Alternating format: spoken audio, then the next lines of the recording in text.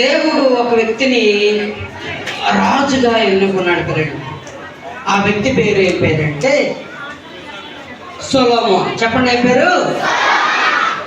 ఈరోజు మనము ఆ వ్యక్తి గురించి నేర్చుకోబోతా ఉన్నాము. ఇశ్రాయేలీయులకు మూడవ రాజుగా సౌలు, దావీదు తర్వాత ఎన్నుకోబడిన వ్యక్తి సొలొమోన్. చెప్పండి ఎవరి వ్యక్తి? సొలొమోన్. ఈరోజు మనము అతని గురించి నేర్చుకోబోతా ఉన్నాం. అతనికి దేవుడు ఎంత జ్ఞానమునిచ్చాడో అది మనం తెలుసుకోబోతున్నాం. ఎంతమంది రెడీగా ఉన్నారు పిల్లలు? నేను రెడీగా ఉన్నారు కదా? రెడీ. ఈ సమయంలో మనం ఆ రాజుని ఎంతమంది చూస్తారు? మీరు అందరూ చూస్తారా? ఇప్పుడు మన మధ్యలోకి ఆ రాజు వచ్చేస్తున్నాడు. అందరూ కూడా వెల్కమ్ చెప్పండి రాజుకి.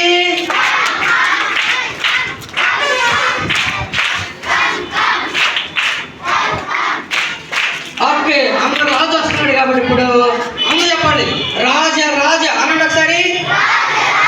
సొలొమోన్ మహారాజా వెల్కమ్ వెల్కమ్. ఓకే, మన మధ్యలోకి ఒక రాజు వచ్చాడు. ఒకసారి రాజుని చూడండి. రాజు పక్కన చెలికత్తులు ఎవరు? ముందుకు రా. సైనికుడు ఇక్కడ ఉన్నాడు. ఎవరు? మీరు ఇట్రండి. ఒకలిట్టు ఉండద్దు, ఇసురుతూ ఉండండి రాజుకి. Okay, very good. రాజు వచ్చేసాడు పిల్లడు. ఈ రాజు పేరు ఏం పేరు అంటే సొలొమోన్. చెప్పండి ఏం పేరు?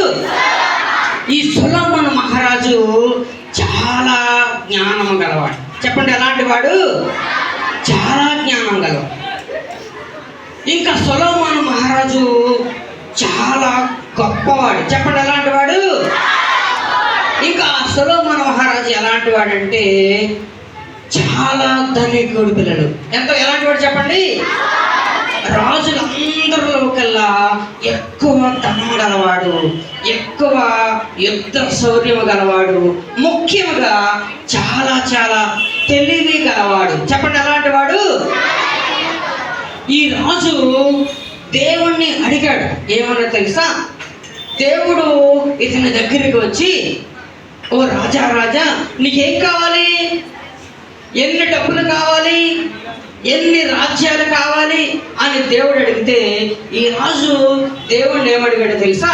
నాకు డబ్బులొద్దు. చెప్పండి అందరూ ఈ మాట చెప్పండి. నాకు డబ్బులొద్దు, నాకు రాజ్యాలొద్దు,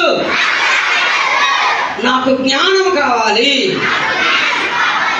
అని దేవుణ్ణి ఈ రాజు అడిగినప్పుడు పిల్లలు దేవుడు ఆ రాజుకి చాలా గొప్ప జ్ఞానాన్ని ఇచ్చాడు. చాలా ఎక్కువ తెలివితేటలు ఇచ్చాడు. ఒకరోజు ఏం జరిగింది అంటే ఈయన రాజ్యంలో ఒక ఇద్దరు స్త్రీలు ఉన్నారు పిల్లలు. ఆ ఇద్దరు స్త్రీలు ఒకేసారి ఒకే దగ్గర ప్రసవం అయ్యారు. ఇద్దరికి చక్కటి మగపిల్లలు ఇద్దరికి పుట్టారు. అయితే ఏం జరిగిందో తెలుసా? ఆ ఇద్దరికి మగపిల్లలు పుట్టినప్పుడు వాళ్ళిద్దరూ ఒకే దగ్గర ఉన్నప్పుడు ఒక ఆమె యొక్క చిన్న పిల్లవాడు చనిపోయాడు పిల్లడు. ఆ బాబు చనిపోయాడు. ఒక్క బాబే ఒక ఆమె దగ్గర ఏడుస్తూ ఉన్నాడు. కానీ ఆ తల్లి నిద్రపోతా ఉంది. ఆ బాబేమో ఏడుస్తూ ఉన్నాడు. ఇంకొక తల్లి ఏమో తన పిల్లోడు చనిపోయాడని ఏడుస్తూ ఉంది. అయితే ఆ తల్లి ఏం చేసిందో తెలుసా? చనిపోయిన బాబుని తీసుకెళ్ళి ఆ పక్క బెడ్ మీద వేసేసి ఆ బ్రతుకున్న బాబుని తీసేసుకుని ఈమె దగ్గర పెట్టుకుని ఈమె సంతోషంగా ఉంది. ఆ తల్లి లేచి చూసేసరికి ఈ బాబు తన బాబులాగా లేడు. తన బాబు ఏమో పక్కన ఉన్నాడు, వేరే ఆమె ఎత్తుకుని ఉంది.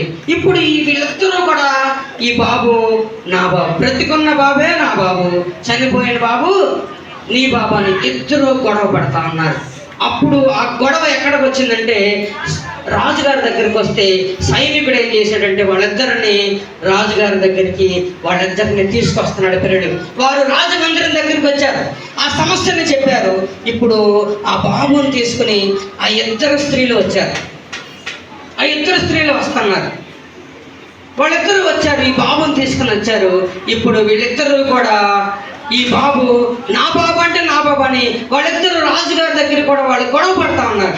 లేదు ఈ బాబే నా బాబు, లేదు నా బాబే అని వాళ్ళిద్దరూ రాజుగారి దగ్గర చెప్తా ఉన్నారు. అయితే రాజుగారు ఆలోచన చేశాడు. దేవుడు తనకి జ్ఞానం ఇచ్చాడు కదా, ఆ జ్ఞానంతో ఆలోచించాడు.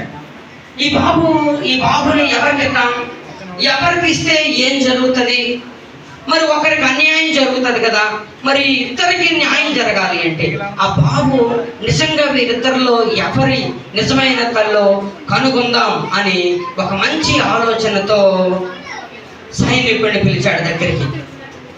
సైనికుడిని పిలిచి, ఇదిగో ఆ బాబును నువ్వు తీసుకో, నీ చేతుల్లోకి తీసుకో, ఇదిగో నా దగ్గర ఒక కత్తి ఉంది, ఆ కత్తిని తీసుకుని ఇదిగో ఆ బాబుని 2 ముక్కలుగా కోసి చెరొక ముక్క, ఇతనికి ఒక ముక్క, అతనికి ఒక ముక్క ఇచ్చేయి అని సమాధానం చెప్పినప్పుడు ఇదిగో నిజమైన తల్లి రాజుగారి పాదాల మీద పడిపోయింది.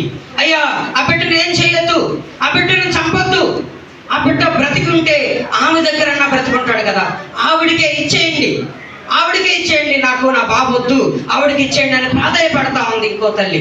కానీ ఇంకొక తల్లి అంటా ఉంది, లేదు రాజా, వద్దు, ఈ బాబుని ముక్కలు చేసేయండి, 2 ముక్కలు చేసి ముందు ముక్క నాకు ఇచ్చేయండి, వెనకాల ముక్క ఆమెకి ఇచ్చేయండి, చెరొక ముక్క మేము తీసుకుని చక్కగా ఆనందంగా ఇంటికి వెళ్ళిపోతాం అంటా ఉంది. కానీ నిజమైన తల్లి అంటా ఉంది, వద్దు రాజా, వద్దు, ఆ బాబుని చంపొద్దు, ఆ బాబుని ఆవిడికే ఇచ్చేయి, నాకొద్దు, నా బాబు నాకొద్దు, ఆవిడికే ఇచ్చేయి అని రాజుగారు పాదాల పట్టుకుని బ్రతిమలాడుతా ఉంది.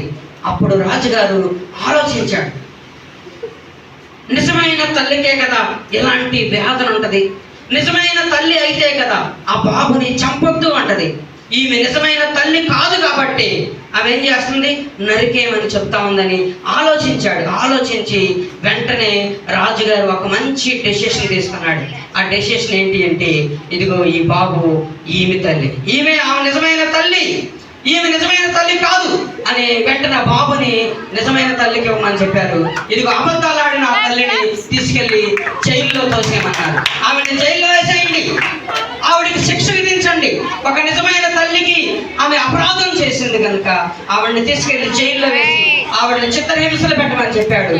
కానీ ఈ తల్లిని మాత్రము అప్రిషియేట్ చేసి, అమ్మా, నువ్వు నిజంగా నీ కుమారుడు కోసం నువ్వు త్యాగం చేశావు, బ్రతకాలని కోరుకున్నాం, దేవుడు నిన్ను దీవిస్తాడని ఆమెను దీవించి పంపించి. అయితే ఈ తల్లి రాజుగారి కృతజ్ఞత చెప్పింది. రాజుగారికి ఉన్న జ్ఞానానికి, దేవుడు ఆయనకి ఇచ్చిన జ్ఞానానికి చాలా మెచ్చుకుంది. దేవుణ్ణి ప్రార్థన చేసింది. ఈ తల్లి దేవుడికి ప్రార్థన చేసింది, ప్రభువా, మా రాజుకి నువ్వు మంచి జ్ఞానాన్ని ఇచ్చావు, ఆ జ్ఞానం వలన ఈరోజు నా బిడ్డను నేను దర్శించుకున్నాను. నిజమైన జ్ఞానము నీ దగ్గర నుంచే వస్తుంది కాబట్టి అయ్యా, సొలొమోను వలె మేము కూడా నీ యందు భయభక్తులు కలిగి ఉంటామయ్యా. నిజంగా నీ యందు భయభక్తులు కలిగి ఉండటమే జ్ఞానం కాబట్టి ఆ జ్ఞానం చెప్పి ఈ తల్లి తన మనసులో ప్రభువును స్తుతించుకుంటూ తన బాబుని తీసుకుని వెళ్ళిపోయింది. అయితే ఇంకొక తల్లి అప్పుడు పశ్చాత్తాపడుతుంది, అయ్యో, నేను ఎంత తప్పు చేశాను, అలా తప్పు చేయడం వల్లే కదా నాకు శిక్ష పడింది. రాజుగారికి నిజంగా ఎంత జ్ఞానం ఇచ్చాడు దేవుడు అని ఆవిడ కూడా రాజుగారి జ్ఞానాన్ని బట్టి స్తుతించింది. ఆమె ఇంకా తన తప్పుకు రియలైజ్ అవుతూ ఆమె కూడా తన ఇంటికి శిక్ష అనుభవించిన తర్వాత ఆమె కూడా తన ఇంటికి తిరిగి వెళ్ళిపోయింది. అయితే రాజ్యంలో ఉన్న వాళ్ళందరూ కూడా రాజుగారికి ఉన్న జ్ఞానాన్ని చూసి వాళ్ళందరూ రాజుగారిని అందరూ ఏమంటారు తెలుసా, ఇతను జ్ఞానము కలిగిన రాజు. అందరూ చెప్పండి, జ్ఞానము కలిగిన రాజు. జై హో అనండి ఒకసారి. జ్ఞానము కలిగిన రాజుకే, జ్ఞానము కలిగిన రాజుకే, యెహోవా వలన ఏర్పాటు చేయబడిన రాజుకే, దేవుని వలన ఏర్పాటు చేయబడిన రాజుకే అని రాజ్యమున వాళ్ళందరూ కూడా సొలొమోను జ్ఞానాన్ని బట్టి దేవుని స్తుతించారు. పిల్లలు, ఒకసారి మీరు ఆలోచన చేయండి, ఈ సొలొమోను మహారాజుకి ఆ జ్ఞానం ఎలా వచ్చిందో తెలుసా పిల్లలు? ఈ సొలొమోను మహారాజు ప్రతి దినము మోకరించేవాడు. పిల్లలు, ప్రతిరోజు మోకరించేవాడు, ప్రతిరోజు దేవుణ్ణి వేడుకునేవాడు, ప్రతిరోజు ఉదయాన్నే లెగగానే దేవుణ్ణి స్తుతిస్తూ దేవుని దగ్గర మోకరించి అడిగేవాడు. ఏమన్నా తెలుసా? అయ్యా, ఈరోజు నా ప్రజలను పరిపాలించడానికి నాకు జ్ఞానం ఇవ్వు, ఈరోజు నా పిల్లలకు సరైన న్యాయం చేయడానికి నాకు జ్ఞానం ఇవ్వు ప్రభు అని ఇలా ప్రతిరోజు అతను ప్రార్థించేవాడు, ప్రతిరోజు అతను దేవుణ్ణి వేడుకునేవాడు. పిల్లడు, అందుకొరకు దేవుడు అతనికి ఏమి ఇచ్చాడు తెలుసా? మంచి జ్ఞానం ఇచ్చాడు. పిల్లలు, మీరు కూడా వినండి, మాట వినండి. మీరు కూడా ప్రతి దినము ప్రార్థిస్తే, ప్రతిరోజు మీరు దేవుణ్ణి అడిగితే, దేవుడు సొలొమోను మహారాజుకి ఇచ్చిన ఆ జ్ఞానాన్ని మీకు కూడా ఇస్తాడు. పిల్లడు, బైబిల్ గ్రంథం, సామెతల గ్రంథం మనకి ఏం చెప్తుంది తెలుసా? యెహోవా యందు భయభక్తులు కలిగి ఉండితే జ్ఞానానికి మూలము. అదే జ్ఞానం అంటే ఇదే, దేవుని యందు భయభక్తులు కలిగి ఉండటమే జ్ఞానం.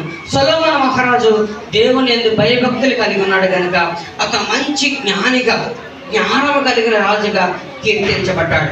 ఇప్పుడు మనము కూడా జ్ఞానవంతులు అవ్వాలి అంటే, జ్ఞానము కలిగిన, తెలివి కలిగిన మంచి వారముగా, ప్రయోజకులుగా మనం అవ్వాలి అంటే మనం యేసయ్యను అడగాలి. యేసయ్య నాకు జ్ఞానం ఇవ్వు, యేసయ్య నాకు మంచి భవిష్యత్తునివ్వు అని సొలొమోను మహారాజు దేవుణ్ణి అడిగినట్లుగా మనం కూడా అడగాలి. పిల్లలు, ఎంతమంది దేవుణ్ణి అడుగుతారు? ఎంతమంది అడుగుతారు? వెరీ గుడ్ పిల్లలు, చేతులు దించేయండి ఒకసారి. క్లాప్స్ కొట్టండి ఒకసారి.